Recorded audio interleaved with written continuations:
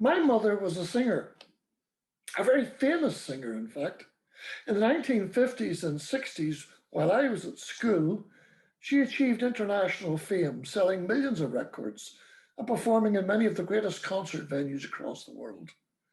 London Palladium, Royal Albert Hall, New York's Carnegie Hall, Sydney Opera House, to name just a few. She was Bridie Gallagher, known as the girl from Donegal. A journalist a few years ago described her as Ireland's first pop star. Her most popular songs were The Voice of County Armagh, Mother's Love's a Blessing, and Home's a Donegal, but there were many others. Her career lasted well into the 1990s and saw many changes in the entertainment scene, especially in Ireland and Britain. In the 1970s, ballrooms and variety theatres gave way to cabaret lounges and discos. And the cabaret in particular were popular for customers could see their favourite artists, have a drink, and in some cases even a meal at the same time. By then I was a university student. I loved all kinds of music and played the guitar and piano. And for a number of those years, my mother, Bridie, brought me on tours to play for her in venues across Ireland, Britain, and North America. It was a glamorous, exciting, but exhausting experience, which I still look back on with fondness. Traveling widely, meeting many fabulous stars of show business, performing in wonderful and not so wonderful cabaret venues, and meeting many, many extraordinary people. One in particular stands out. The Bush in Shepherd's Bush in London was one of London's premier Irish clubs during the 1970s. It was run by a Kerry man called Buddy Sugru, who years earlier had performed as a circus strongman and was a shrewd businessman who knew how to make money. Indeed, it was him that persuaded Muhammad Ali to box at Croke Park in about 1973, I think it was. Bridie had been contracted to appear for a week, that's 6 nights actually, as the star attraction at the Bush in the summer of 1974. The club was enormous with several bars, restaurant, and a cabaret room that seated many hundreds of patrons. Every night, I played with the resident band when Bridie was performing, having first done a rehearsal on the Monday afternoon shortly after we arrived. Preceding her each night, there were performances by a comedian and a troupe of Irish dancers, as well as the resident band themselves. Each night was a sellout. The atmosphere was electric throughout the week, and Bridie was thrilled, and importantly, so was Buddy. She received standing ovations every single night, with cries of more, more, resounding across the room. Eventually, by the Friday, Buddy approached Bridie and asked if she could possibly manage to do an extra show on the Sunday at lunchtime. Saturday night was contracted as her last performance, and we were due to fly back to Belfast on the Sunday afternoon. But Buddy offered a substantial additional performance fee in return for that extra performance. So Bridie agreed. I contacted the airline and was able to switch our flight home to a later one in the day, and then I booked a taxi to transport us to Heathrow on the Sunday evening, just in time for our flight. It was all quite breathtaking, but quite exhilarating at the same time. By Sunday morning, I was exhausted after the week, but I dragged myself out of bed, had an early breakfast, and then taxied to the Bush for our final performance. I was really quite intrigued as to what to expect from a Sunday lunchtime cabaret. To be honest, it was a novel experience. A lunchtime cabaret. Would the crowd be different? Would the atmosphere be different, not being at night? We got to the Bush just about 11, and the resident band were already doing their sound check. It was then I learned that there would be a couple of changes in the acts performing before Bridie. A different comedian for a start, and then the Irish dancing troupe who had performed throughout the week were nowhere to be seen. The band leader pointed to a woman at the bar and said, "She's the dancer today, instead of the dance troupe. Probably after Bridie's finished, if you don't mind. By the way, would you mind staying on and playing with us? Because we could do with the guitar when we're doing the dance girl." I was chuffed to be asked, and readily agreed. Up in the dressing room, Bridie was getting ready, and I mentioned to her that the band had asked me to stay on with them to accompany the girl dancer. She smiled and nodded. Good, a bit of variety is good for us all. You'll learn something more. And the cabaret started at 1 o'clock, with Sunday roasts being scoffed at nearly every table, and the band playing background music. Then the comedian did his act, and finally Bridie was on stage at 2 p.m. As before, she stormed the room, as they used to say.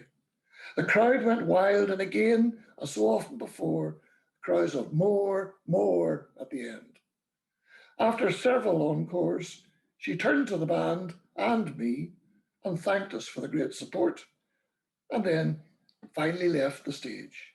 She waved to the crowd and me and headed off to the dressing rooms, which were upstairs, where she would change and I no doubt have a celebratory and well deserved glass of whisky.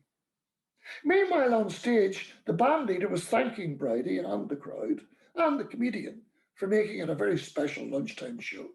Then he announced the further artist, all the way from Galway, he said. The Irish dancer, I thought. The band leader passed over the sheet music, which I set on the stand in front of me. To the backing of a drum roll, he shouted into the mic, Ladies and gentlemen, please give a big welcome to the gorgeous Galway girl. I looked at the music, chord A major, then E major. I poised to hit the strings, and then the keyboardist started da da da da da da da da. I thought, oh shit! I froze. I was paralyzed. There she was, dressed in glittery veils and feathers. The woman I saw at the bar earlier. The rest of the band were in full swing, and she was prancing about right in front of me, but not Irish dancing steps. I realized with terror she was a stripper. Sweat was pouring down my face. I tried as best I could to play the music, but kept faltering as more and more bits of the woman's attire were cast aside, one bit landing on my shoe. Somehow I kept up with the rest of the band. I saw the faces of the crowd, some men laughing and leering, some sitting quite sullen, women roaring disapproval, while some were drunkenly cheering. It was a cauldron of boiling emotions. What I noticed most was the dancer's facial expression. When she faced the audience, especially the men, it was alluring and pouting lips. But when she turned her back on the audience and faced us, the band, it was the face of the most incredibly bored woman I had ever set eyes on. After 10 minutes, she finished, thankfully retaining a little modesty by not taking off all her clothes, which I thought was entirely apt for an Irish club. She left the stage to a mixture of wild cheering and from some men and boos from some of the women. Then the band, paradoxically, I thought, struck up the national anthem, and everyone stood respectfully, and then the show was over. I unplugged my sweat-stained guitar and stumbled off and up the stairs to the dressing rooms. Bridie was there, chatting loudly with Buddy and some friends. Her room was quite distant from the cabaret room. I realised she obviously had not heard the crowd or the music. Well, Jim, how did the wee dancer go? Again, I froze. I mean, how do you tell your mother, your sainted Catholic mother, who I never in my life heard even once use the word sexy, that you've just performed on stage with a stripper? She was very good, Mum. She did the waves of Tory. We'll need to get the taxi. Hurry. The taxi will be here soon. Let's go.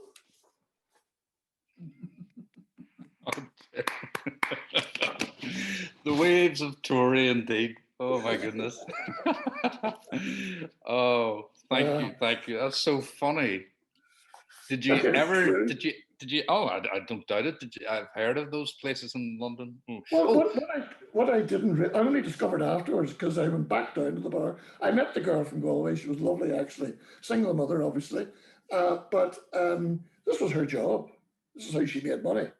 And it transpired that in the mid 70s, nearly every pub in London at lunchtime on a Sunday had a stripper. Some of them had male strippers.